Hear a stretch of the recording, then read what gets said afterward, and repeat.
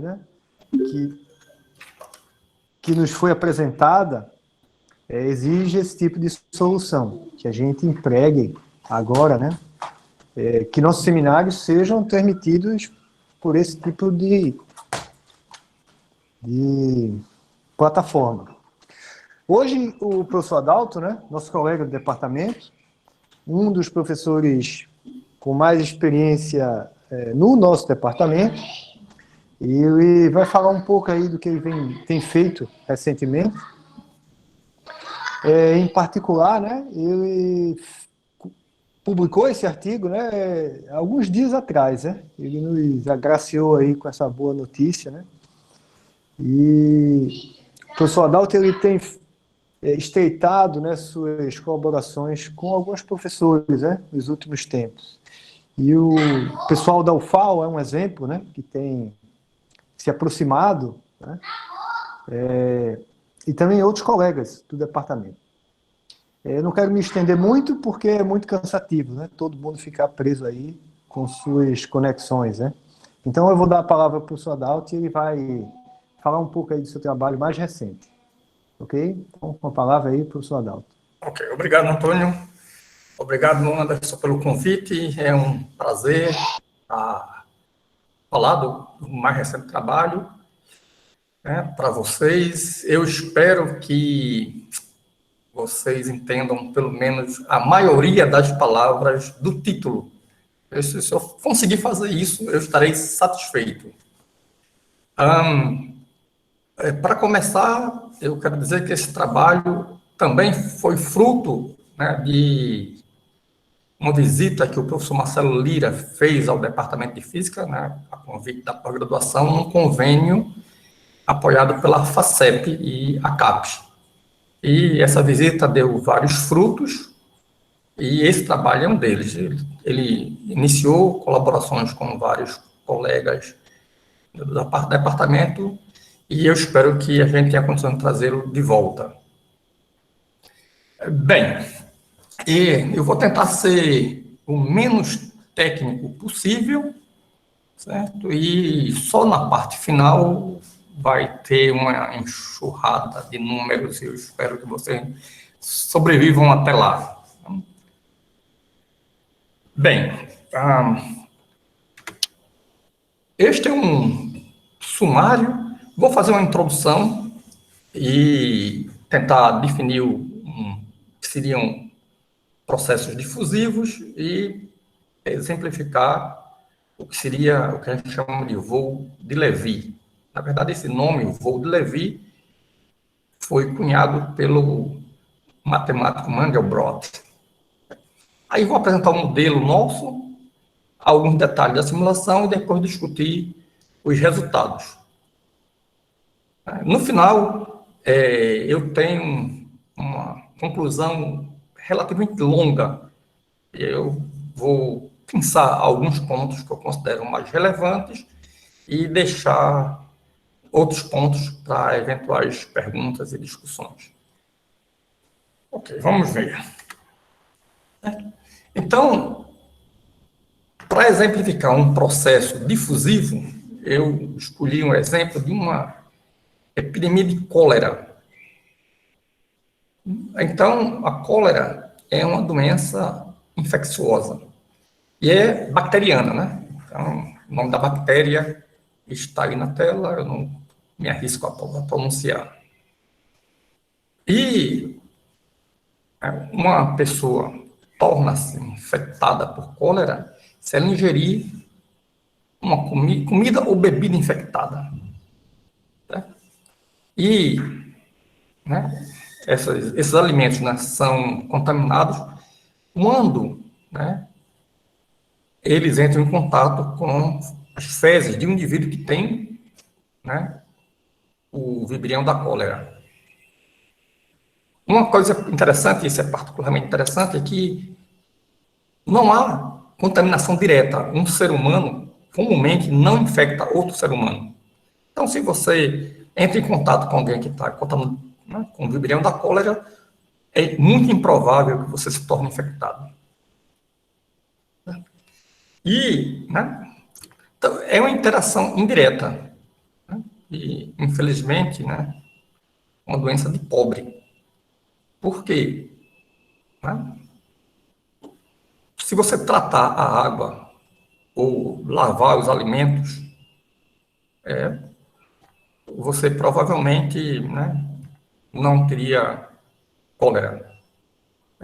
Aí, aqui embaixo, né, aqui nessa, eu estou lembrando aqui, né, o que seria uma difusão normal, que é chamado de movimento comum, movimento browniano, aquela caminhada aleatória, onde a cada, né, passo no tempo, um caminhante dá um salto, né, para qualquer direção com igual probabilidade. Também conhecido que a distância percorrida nessa caminhada aleatória, ela cresce com o número de passos, porque eu estou supondo que, né, a duração de um passo tem, né, em média, né, dura, né, o mesmo tempo. Aí a distância percorrida é aproximadamente o tempo ao quadrado. Isso com o número de passos, né? Isso define, né, uma caminhada, né, uma difusão normal. É muito parecido, né, quando você pingar uma gota de tinta, né, num copo com água. A tinta, ela vai se espalhando por difusão normal.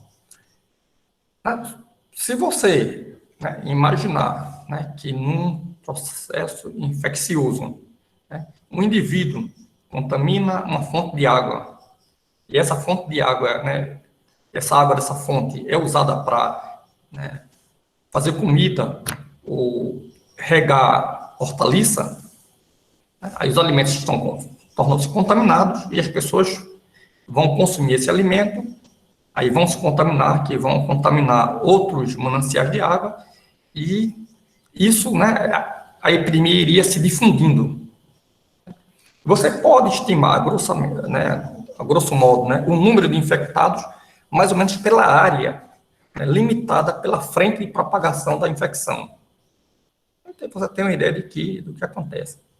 Aí, né, eu tenho aqui, né, alguns dados, né, de epidemias de cólera.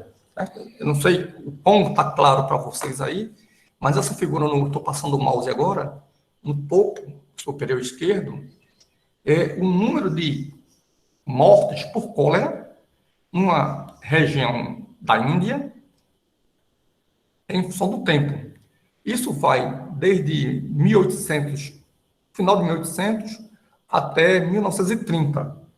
Então, você vê que, né, muitos períodos você não tem mortes, portanto, né, não tinha uma epidemia, e você tem esses picos, né, como que são, né, o surgimento, né, que dura um tempo e depois desaparece. Então, é um processo, né, que ocorre, né, ao longo do tempo, e aparentemente ele não desaparece totalmente, e tem esses, né, clusters aqui, né, esses picos agudos. Então, nesse trabalho, a referência que está aqui embaixo, esses, né, autores estudaram um modelo epidemiológico para tentar entender como se dá. Aí,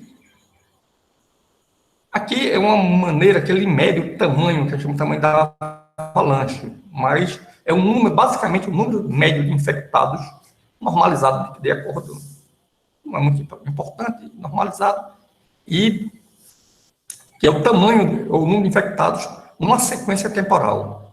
Do lado direito, em vermelho, do lado esquerdo, perdão, você tem a cólera numa região da África. Essa figura aqui em azul, as curvas em azul, do lado esquerdo, é justamente um incêndio florestal. Aqui é numa floresta no Canadá. E o processo, aparentemente, é muito semelhante, e logo embaixo eles comparam, né, a frequência de uma avalanche do tamanho S, ou seja, no caso, né, da epidemia de cólera, o número de infectados né? Desculpe, o histograma, né? O número de vezes que S seria o número de infectados e N o número de vezes que esse número é observado, né? Em termos do tamanho, que é uma distribuição de probabilidade, não? Quando você normaliza. E ele compara, né, os pontos em vermelho, são os dados da cólera, e os pontos em azuis são os, né, os dados referentes ao incêndio florestal. Você vê que o comportamento é bem parecido. O que tem de particular, e é bastante interessante aí, é que essa distribuição de probabilidade, ela não é normal, ou seja, não é uma gaussiana. E seria esperado se o processo fosse um processo de difusão normal. Portanto, né, descrever, né, como, né, a epidemia, né, a frente, né, de contaminação se propaga no tempo, né, você tem que tomar cuidado, não é uma difusão normal.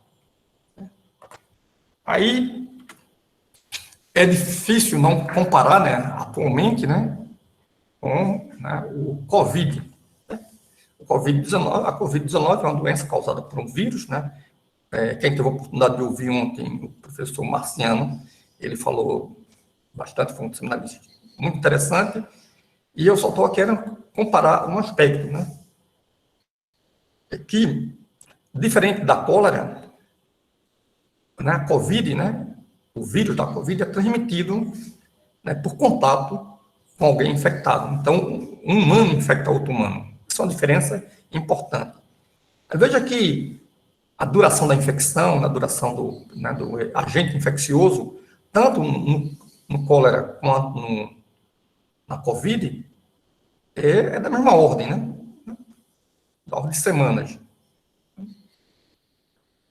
Portanto, deveria haver uma grande semelhança, né, entre, pelo menos nesse particular. Mas o que a gente vê é que não tem pandemia de cólera. A cólera não atinge um continente inteiro, né, ou vários continentes. Então, uma resposta rápida que tem a ver com o nosso seminário é que eu vou chamar a atenção para o alcance das interações. O fato do cólera, né, ser transmitido indiretamente através de alimentos é mais simples de você colocar barreiras sanitárias. E, portanto, por exemplo, se você sabe, né, que uma dada região, né, tem cólera, se você importar alimentos daquela região, você toma um monte de cuidados ou simplesmente não importa. Então, você põe barreiras sanitárias e aí você impede a propagação do vibrio da cólera. Além disso,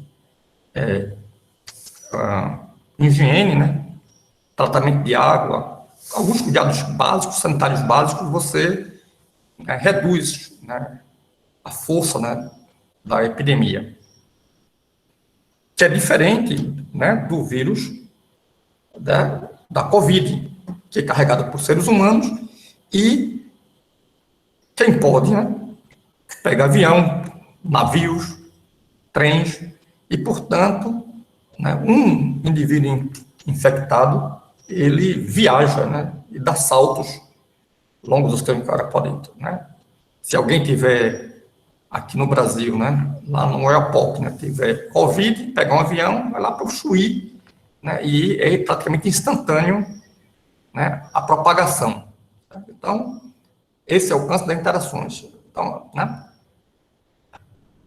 para fixar a linguagem, eu diria o seguinte, né, a interação, né, no processo de propagação do cólera é de curto alcance, em contraposição, né, no caso da Covid, as interações podem ser de longo alcance, porque um indivíduo infectado em qualquer ponto do mundo toma um avião e vai para qualquer outro ponto e carrega consigo, né, o agente infeccioso. Aí, para falar de uma coisa difícil, nada melhor do que o exemplo. Então, de maneira muito simplificada, né, numa caminhada aleatória, né, um processo difusivo normal, você pode dizer que o tamanho do passo é constante. Não é necessário, basta ele ser finito. Mas, para simplificar a nossa conversa, eu vou dizer que ele é constante. E um voo de Levi, ele é caracterizado justamente pelo tamanho do passo. Na caminhada, né, obedecer a uma certa distribuição de probabilidade. Na verdade, não é uma distribuição de probabilidade, mas uma família delas. Então, o que o Mandelbrot chamou de voo de Levi é essa distribuição que vocês estão vendo aí na tela. Então, a probabilidade, né, que o caminhante dê um passo de tamanho S maior do que um certo R, certo? Ele é 1, né? Se R é menor do que 1, mas ele decai com um certo expoente alfa, que caracteriza, né, a particular distribuição, quando R, né, desculpe, aqui deveria ser maior do que 1, eu cometi um erro aqui, quando R é maior que 1. Então, vocês veem o seguinte, né, que tamanhos S muito grandes, alfa é um expoente positivo, então S muito grande, né, se R for grande, é raro. Basicamente, então o caminhante dá vários passos pequenos, mas existe a probabilidade dele dar um passo muito grande. As duas figuras de baixo ilustram justamente os dois processos em duas dimensões. A da esquerda, né, é um caminhante que obedece à distribuição de Levi. Da direita, a difusão normal. Aí eu chamo a atenção para a escala. Na escala da figura da esquerda, isso aqui é menos 200 e aqui é mais 400. E na vertical, o idem, basta olhar só num eixo.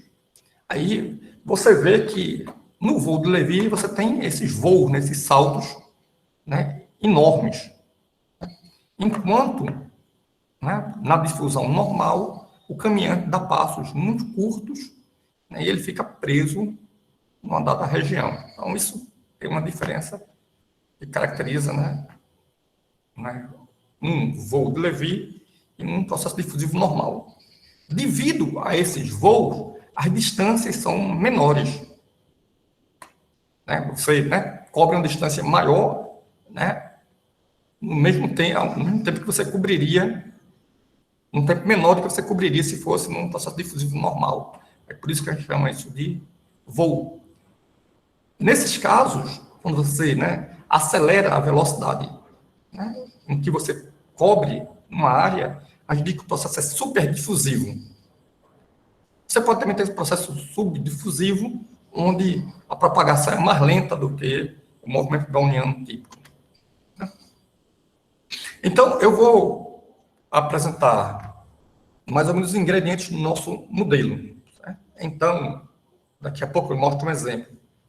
Então, no nosso modelo, é um modelo extremamente simples, né, onde ele inclui ramificação e aniquilação, isso vai ficar claro daqui a pouco. Então, durante a ramificação, cada indivíduo, né, gera um filho, certo? Mas o indivíduo não difunde, ele fica paradinho, né? O filho dele é colocado a uma certa distância. Né? Se, né, o ponto onde ele for cair, o filho vai nascer, certo? Se estiver ocupado, os dois se aniquilam. Certo? E a interação de longo alcance, ou seja, né, o filho pode nascer muito distante do pai. E a condição inicial é uma única semente. Então, isso é um processo que a gente chama de reação, né, e difusão no sentido de que o salto cai longe. Né? Então, um indivíduo, né, uma partícula A, dá origem a N partículas, e depois do processo, você tem N mais uma partículas. Se duas partículas, né, se chocam, então elas se aniquilam. Aqui. No nosso caso, o N é 1. Perdão. nada melhor do que um exemplo. Eu vou... Espero que tudo funcione. Mostrar aqui.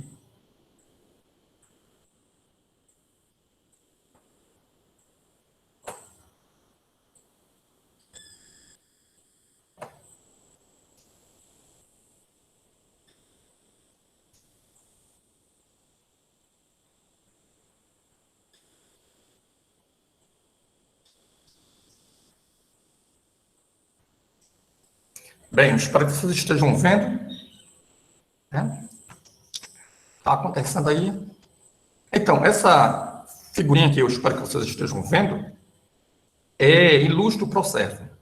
Essa partícula aqui que tem, né, que eu estou apontando o mouse, ela tem um único filho, lembre-se, n é igual a 1, ela gera essa partícula. Depois, cada uma delas gera o seu próprio filho, em azul. Em seguida, né, cada uma das novas partículas, elas geram seus próprios filhos. Então, essa gera uma aqui, essa gera uma aqui, essa gera aqui. Essa, quando gerou aqui, ela coincidiu e com outra partícula elas se aniquilaram. Então, perceba o seguinte, né? Se não houvesse aniquilação, uma partícula gera uma, eu tenho duas, aí depois duas, cada uma gera uma, portanto eu tenho 4, e depois da 4, cada uma gera uma, eu teria 16. Então, o crescimento seria exponencial. O número de partículas cresceria exponencialmente. Devido ao processo de aniquilação, esse crescimento é limitado. Então, o processo de ramificação, que é gerar um filho, ele compete com o processo, né, com uma aniquilação, e aí você limita o número, né, o crescimento de partículas. Então, note que o nosso modelo, né, não descreveria nem a Covid-19, nem o cólera, né? Porque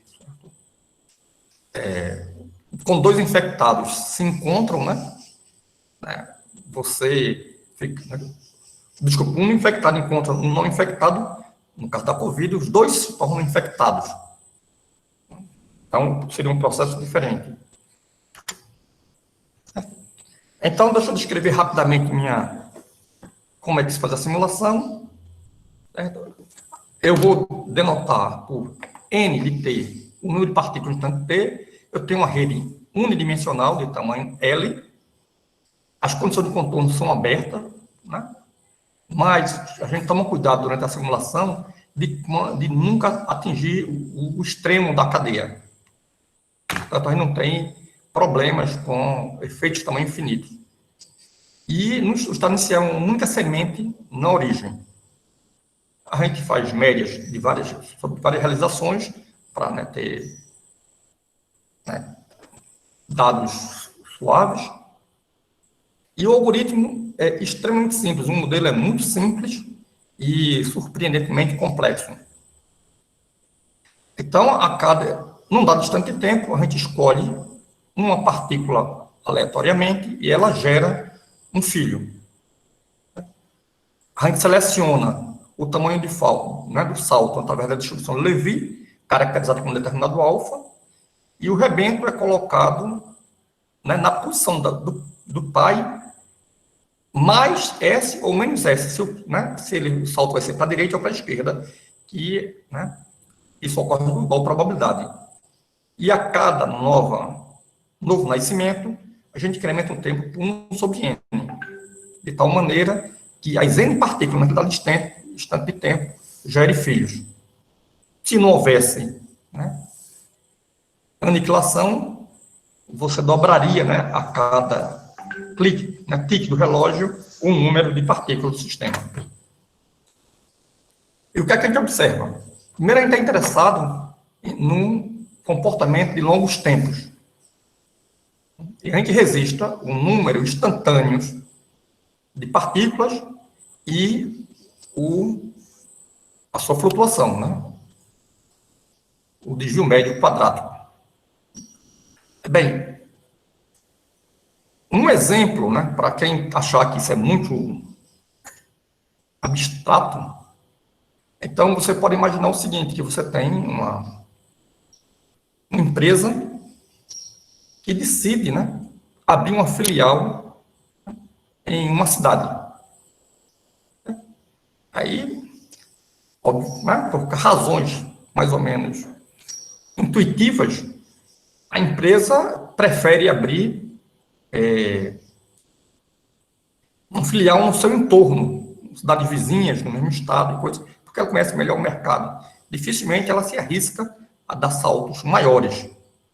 E, portanto, né, ela vai abrir filial, né, numa região geográfica mais próxima, né, de onde a sede está instalada. Até porque troca funcionário, coisa desse tipo, questão logística. Tá bom? No nosso modelo, diz o seguinte, né, se duas empresas, né, distintas, concorrentes, decidem abrir uma filial, né, no mesmo ponto, né, explorar o mesmo nicho de mercado, elas vão competir e as duas vão, né, serem extintas. As filiais, pelo menos, são extintas. Né?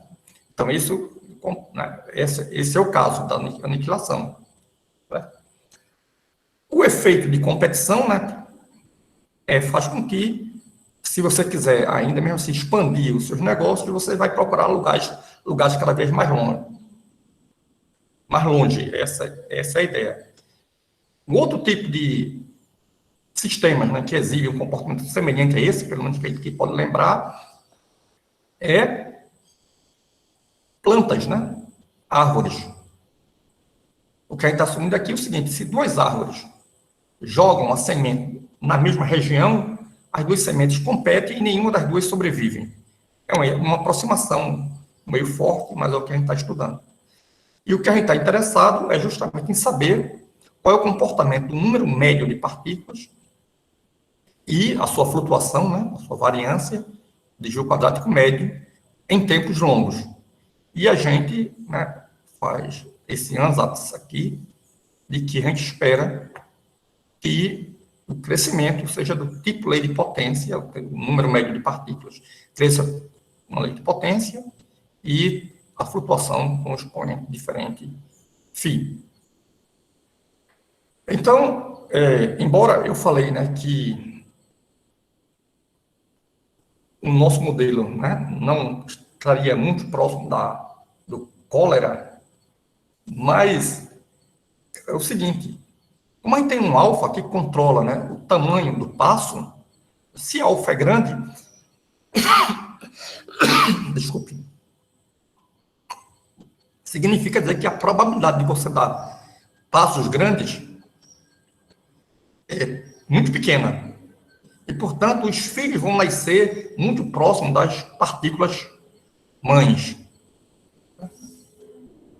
Com isso, você tem que, né, o número médio de partículas vai crescer com o tempo, porque a cada instante você vai crescendo as partículas nos pontos vizinhos, tá? E a flutuação também vai conter. Lembre-se, né, que a flutuação, no caso da camada aleatória, né, cresce com um número ao quadrado, portanto, né, a flutuação, né, vai com raiz de t, né. Aí, isso acontece justamente porque, como as partículas que criam partículas, né, filhos, né, na sua vizinhança, então, no próximo instante de tempo, ela cria uma, depois mata, ela cria e mata, e aí você fica com um processo, né, praticamente difusivo. No outro extremo, quando o alfa é grande, certo? Você seleciona, né, os saltos são de tamanho grande, então o sítio não está ocupado e o número deve crescer, o número de média de partículas deve crescer mais rapidamente.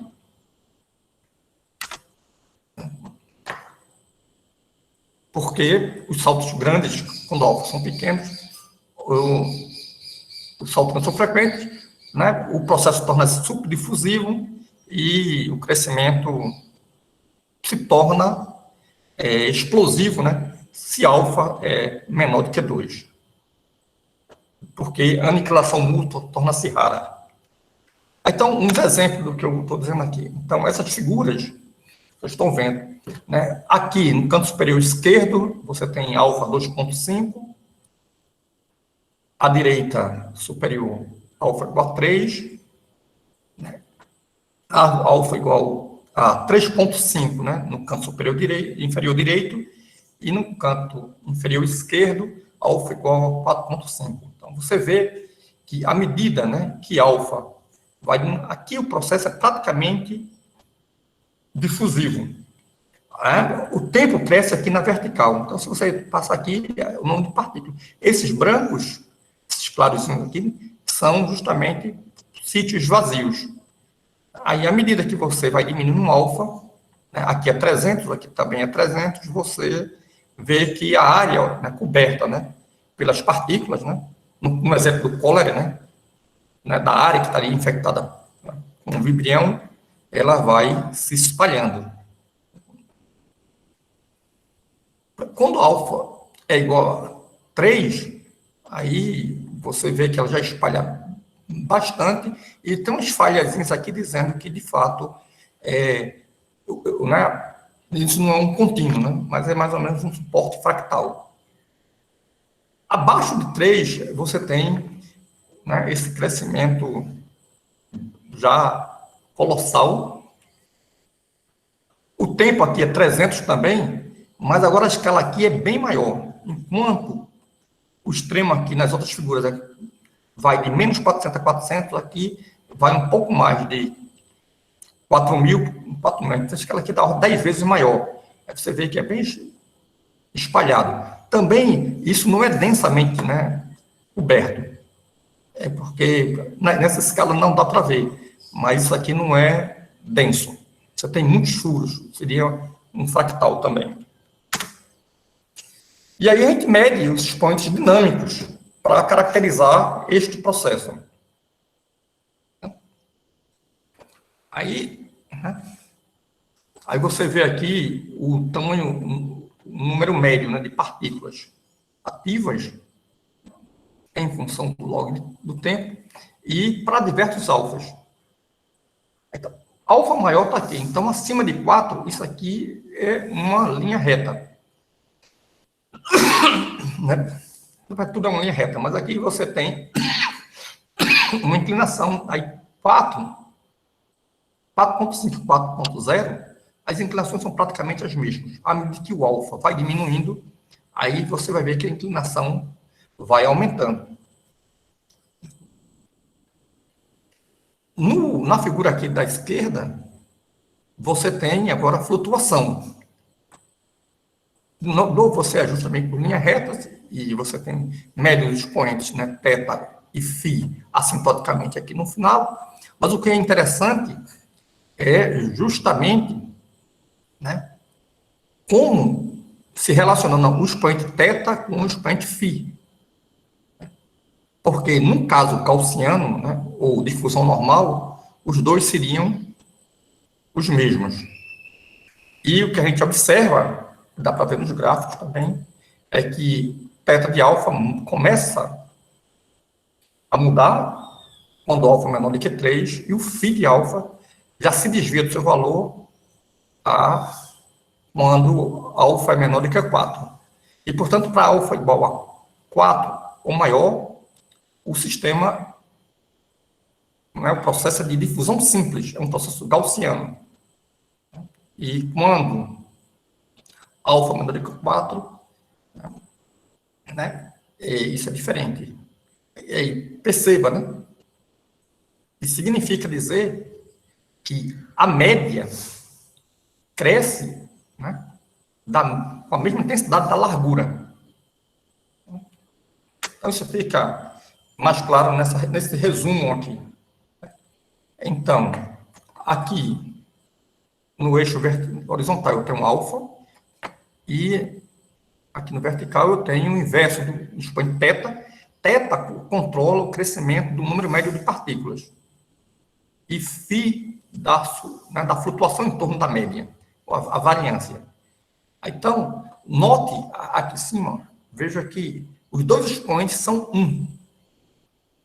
Então, isso aqui indica um processo, né? Quando os dois são é um processo gaussiano. Então, o 4 aqui marca, né? Os dois expoentes são exatamente 1. Então, isso aqui é gaussiano. Né? Entre 3 e 4, certo? O expoente, a flutuação, né? Então, uma estruturazinha aqui, enquanto o expoente cresce linearmente com alfa, né? Para qualquer valor menor do que 3. Né? Eu chamo a atenção para essa relação, né, empírica aqui que a gente obtém a partir dessas curvas. Aí note que no intervalo de alfa igual a 2 e 3, existe essa relação de φ igual a 2θ. E, por exemplo, θ vai 1 sobre alfa menos 2. Significa dizer que quando alfa é igual a 2, θ torna-se infinito. E, pela definição de θ, isso significa dizer que o crescimento de uma partícula é exponencial. Por exemplo, nas discussões sobre, né, a pandemia de Covid, é justamente o que a gente gostaria de evitar, né? Um crescimento exponencial do número de infectados, por exemplo. E você tem essas relações expoentes. Então, a consequência desses fatos aqui, a gente aprecia melhor nos histogramas.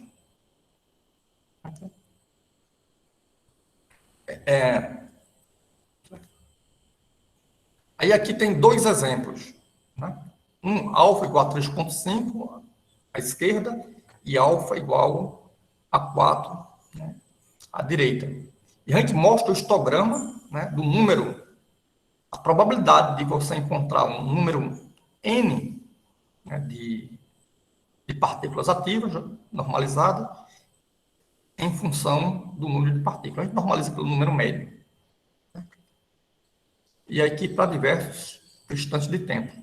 Você percebe, né, que, né, o histograma, né, a distribuição, à medida que o tempo passa, ela se aproxima da curva preta aqui, que é uma gaussiana.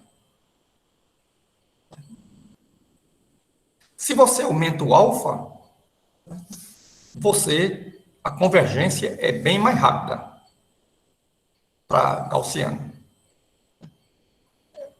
Ou seja, à medida que você, né, lembre-se que alfa controla, né, o alcance do salto, né, o alcance da interação. Quanto maior o alfa, mais de curto alcance é a interação. Então, eu chamaria nos sistemas, né, a dinâmica se torna simples, né, quando o processo é gaussiano. Bem, se você pega alfa menor do que 3, como aqui nessa figura aqui à esquerda, você tem essa distribuição de Gumbel.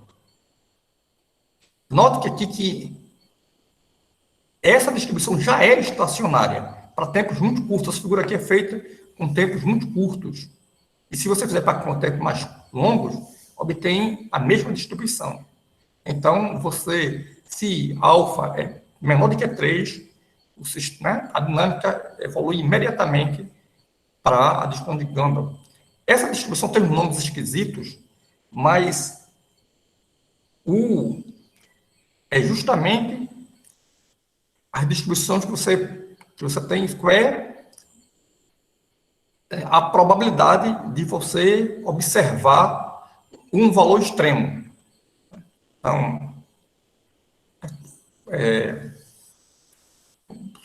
suponha o seguinte, né? Você vai medir a altura de todos os seres humanos. E aí você pega o seguinte, né? Aí, quero saber como está distribuído, né? Qual é a probabilidade de encontrar, né, o cara mais alto do Recife, o cara mais alto do Maceió e Nova York, e aí por diante. Essa é a distribuição desses eventos extremos. Aí, Gumbel é máxima, E a Weibull, que é uma da mesma família, pega o extremo, mas pega o mínimo. Então, não se incomoda muito com esses nomes, porque eu também não os decoro. Aí, o fato importante aqui é que a distribuição de extremos, né, ela é atingida, né, os estacionários muito rápido. Do lado direito, a distribuição de Fréchet, que é da mesma família, também pega os valores extremos, e aqui marca já o limite de alfa igual a 3. Aí aqui você tem um pouco de flutuação, você precisa esperar um pouquinho para você chegar na distribuição de valores estacionários.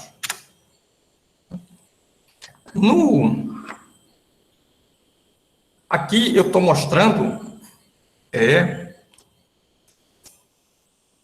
o efeito das interações de longo alcance. Então, na figura aqui da esquerda, a gente mostra o X máximo em função do tempo. Então, para diversos alfas. Então, o que seria esse X máximo? Né? Então, se vocês lembrarem do modelo, eu ponho uma semente na origem. X máximo, né, é a distância, né, da origem para a partícula mais distante da origem. Ou seja, eu estou medindo, né, a inclinação da curva daria a velocidade de propagação, né, da frente, né, de espalhamento. Tá bom? Aí, se você agora pega alfa grande, né, aí você tem a curva aqui azul. Você vê que você, né, faz uma derivada, você vê que, né, a velocidade é constante. É um processo quase difusivo.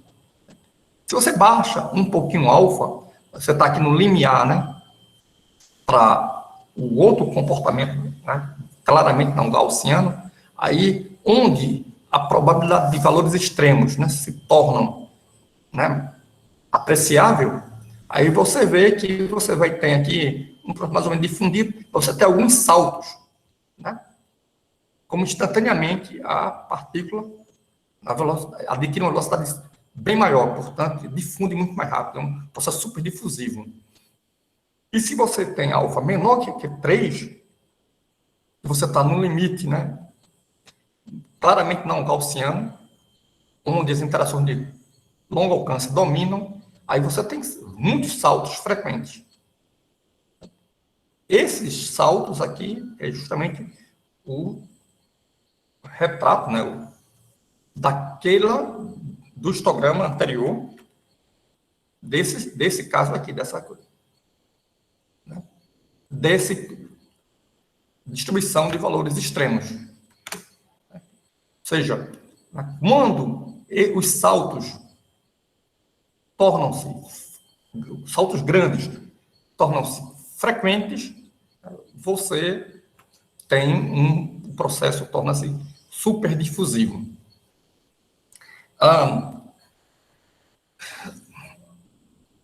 Aqui, né, a gente distribui, né, mostra, né, X aqui é a posição da rede, né, do meu substrato, onde o processo, né, de difusão ocorre. E X estrela é uma normalização. Certo? É um ponto particular que eu vou explicar. Certo? Aqui, né, veja bem, aqui é o número médio de ocupação naquela posição X.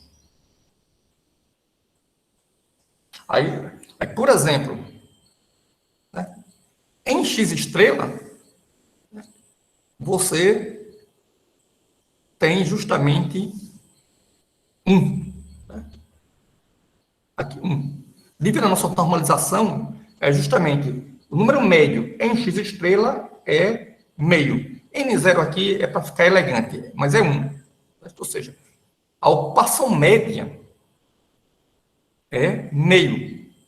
Significa dizer o seguinte, Num dado instante, então você tem uma partícula, né?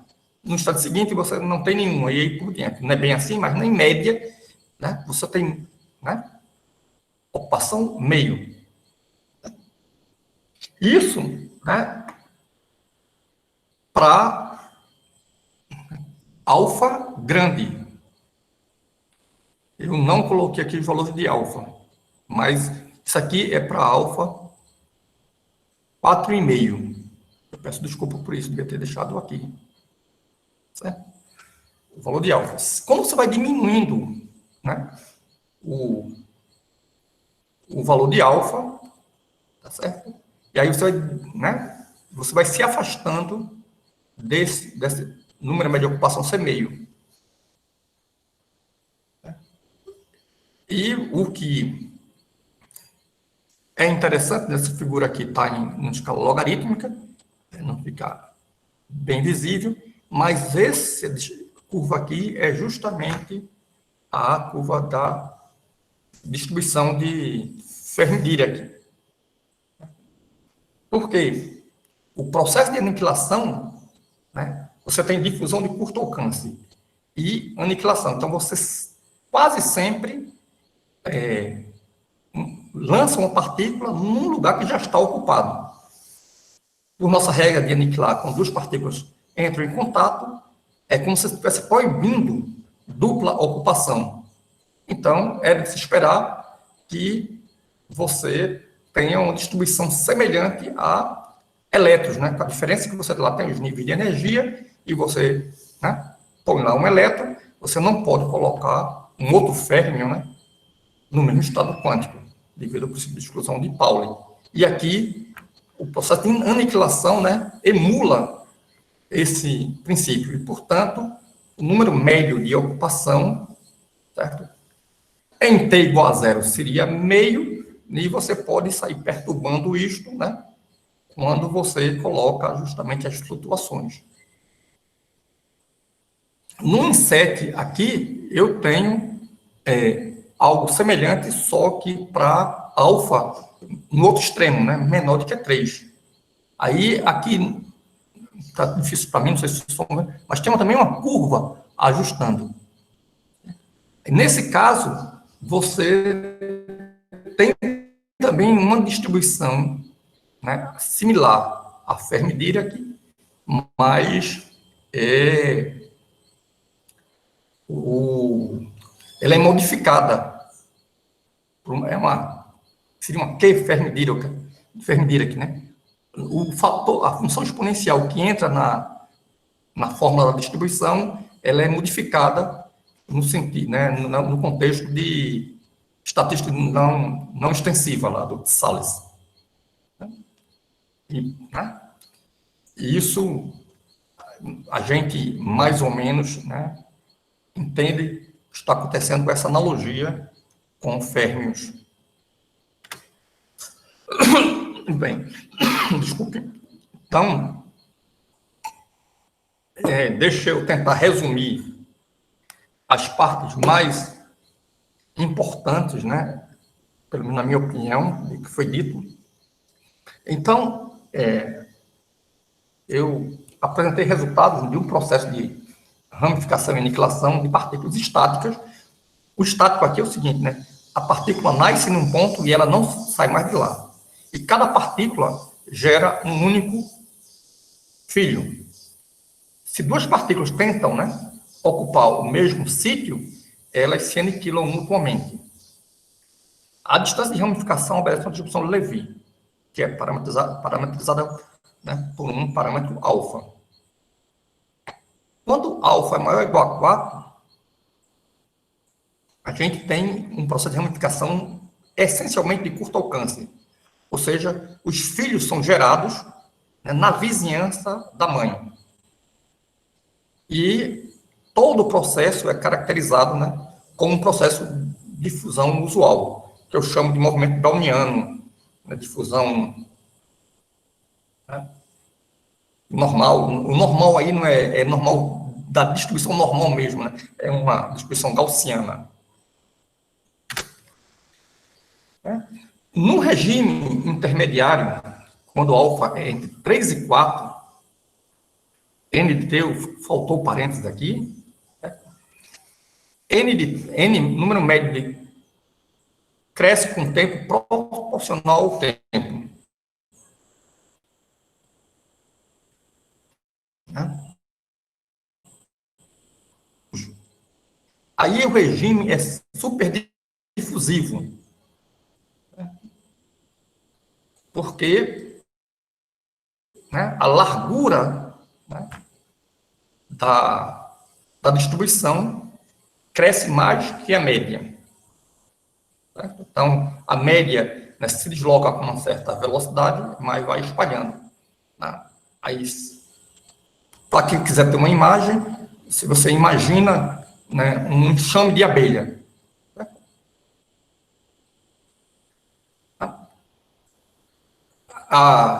Né, o centro de massa, né, se deslocaria, né, com uma certa velocidade, mas né, o raio, o diâmetro médio, né, cresceria com uma velocidade. Isso ocorreria, era a dispersão do bando.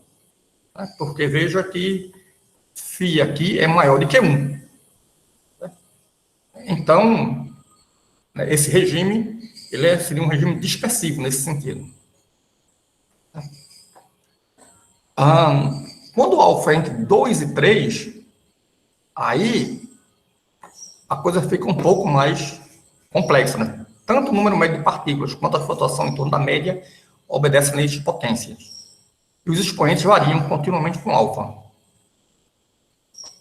Aí, nesse regime, tanto o número médio de partículas quanto a variância, né, tem a mesma ordem. E esse regime é fortemente não gaussiano. Eu quero fazer um comentário aqui que isto é uma coisa importante. Esse regime, né, é não gaussiano e os, né, eventos extremos dominam desde o início. Isso é o contrário do caso com alfa entre 3 e 4. Certo? O regime não é gaussiano, mas a distribuição estacionária leva um certo tempo para se estabelecer. Então, se imagina que você está fazendo medidas, né, num processo de epidemia, por exemplo. Então, se alfa está entre 3 e 4, certo? Um retrato da situação pode não ser, né, não representar o processo que você está observando. Que você gostaria de observar. Você está observando, mas você está vendo ainda algo fora do estado estacionário. Então, se você extrai, né, observáveis, né, parâmetros, né, para um modelo nessa situação, você corre o risco de fazer estimativas irrealistas. Agora, nesse regime, né, quando o alfa é entre 2 e 3, é um regime que não é fortemente não gaussiano, aí a distribuição do número de partículas devidamente normalizado é descrito por distribuições de valores extremos, que são as distribuições da família Weibull. Weibull, né, tem algum conjunto de parâmetros que caracteriza, né, define a distribuição. E aí, você só entra, né, as várias frequências são os valores extremos, né, dos valores observados. E um comportamento semelhante a este, né, foi observado experimentalmente em lasers aleatório. É um trabalho do grupo do DF da UFPE, envolvendo Cid, o Ernesto, onde eles pegaram um laser aleatório, né, em fibra, né, e alimentado continuamente, e mediram a intensidade da luz, né, gerada. Aí, veja, que é interessante, né? Você injeta luz, injeta energia, né? O laser, né? A energia fica armazenada no meio e depois de algum tempo ele começa a laser, né? Ele emite. Então, por conservação de energia, né? É claro, se você está saindo mais energia do que está entrando, é porque a energia ficou armazenada ali presa no meio. Né? E o que é que, né, você esperaria, né? Então, seria... eu estou alimentando um reservatório de água, de uma maneira, tá certo? E depois que ele tem água suficiente, eu começo a jogar água fora. Certo? Aí, é claro, se eu alimento, eu jogo água fora numa taxa, né, igual, né, ao que está entrando, a quantidade de água dentro do reservatório é constante. Mas o que entra, sai e é mais ou menos constante. O que eles observaram é que a intensidade medida na saída, ela flutuava. E eles fizeram a distribuição, né, dos picos de intensidade e obtiveram justamente a distribuição de Gumbel ou Fréchet, dependendo do regime de operação do laser.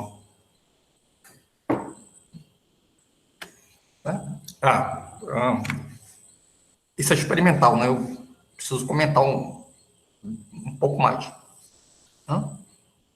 Então, aparentemente, né, o processo estocástico que nós estudamos tem algum ponto de contato com esse sistema experimental. O ingrediente comum que tem é aleatoriedade, nos dois casos, e a possibilidade, né, de voos balísticos. Então, você pode fazer uma imagem, né, de que os fótons entram, ficam lá armadilhados, e, de vez em quando, um fóton, né, passa na fibra e tem um deslocamento, né, sem espalhamento durante muito tempo, sem ser absorvido por nada, e justamente provoca uma avalanche num ponto e luz, né, a intensidade de saída aumenta, dando um pico. E esse valor é muito diferente, né, do valor médio que você está observando ao longo de uma janela de tempo. E aí, portanto, né, são valores extremos. E, intuitivamente, eu esperaria, né, depois de ter, né, visto o nosso resultado, que a distribuição fosse de uma família de valores extremos. Agora, quando o alfa é menor do que 2, os expoentes dinâmicos divergem, e isso marca o crescimento exponencial do número de partículas. A ramificação domina, você não tem mais aniquilação, e, né, seria, no caso, né, de uma epidemia, o caos, né, a extinção nossa. Né? E, finalmente, a distribuição do número de ocupação médio dos sítios, né, tem um aspecto muito semelhante a uma distribuição do tipo Fermi-Dirac, quando a ramificação é de curto alcance, e evolui para uma distribuição, né, da estatística não extensiva, que basta você pegar a distribuição de Fermi-Dirac e trocar o fator exponencial lá pela a exponencial não extensiva, né, que é isso que acontece quando você tem ramificação de longo alcance. E, para entender, né, como surge a distribuição de Fermi-Dirac, é justamente fazer a analogia que, quando você tem uma difusão, né, tem ramificação de curto alcance, né, a próxima partícula criada, né, muito provavelmente, né, será criada na posição já ocupada por uma partícula anterior. E aí ela é aniquilada e o espaço fica vazio. Na próxima interação, você cria de novo uma partícula ali. Então, numa janela de tempo, você tem metade das vezes a partícula, o sítio está ocupado e metade das vezes ele está vazio. E, né, aí você teria, né, a função de Dirac inteiro a zero. se você, né, põe um pouco de flutuação, né, a flutuação aí justamente faz o papel da temperatura finita, né, modificando a curva lá da distribuição de Fermi-Dirac aqui. Isso é bem intuitivo. Quando você vai, né, para longo alcance, né, você tem um processo semelhante, agora invertido. Ou seja, a aniquilação passa a ser mais, né, mais raro. E aí você, né, corrige esse fato, né, alterando, né, a função exponencial, né, com um parâmetro Q, que dá a distribuição de não extensiva lá, que é tão bem explorada aí pelo Constantino de Sales. Eu espero que não tenha passado muito tempo, acho que não, e eu encerro minha apresentação, agradeço a atenção de todos e... Big é grande! Square. Square. Anderson? Oi, já voltei. Então,